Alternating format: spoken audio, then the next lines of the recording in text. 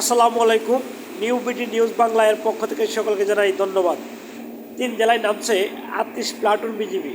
ঢাকার প্রবেশপথে বসছে চেকপোস্ট।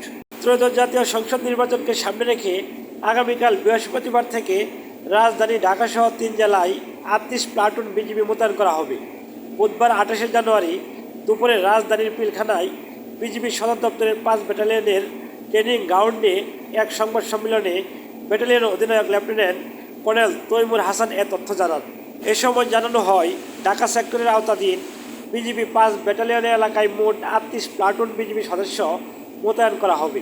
এর মধ্যে ঢাকা উত্তর সিটি কর্পোরেশনের 5টি সংসদীয় আসনে 11 প্লাটুন, সাভার ও ধামরাইয়ের 2টি আসনে 6 প্লাটুন, ফরিদপুরের 4টি আসনে 13 প্লাটুন এবং মানিকগঞ্জের 3টি আসনে 8 প্লাটুন দায়িত্ব পালন করবে।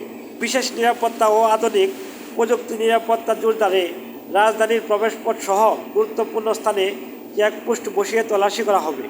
লেফটেন্যান্ট কর্নেল তৈমুর হাসান জানান, গুরুত্বপূর্ণ স্থানে বিজিবির বিশেষায়িতকে 9 ডগ স্কোয়ার মোতায়েন থাকবে।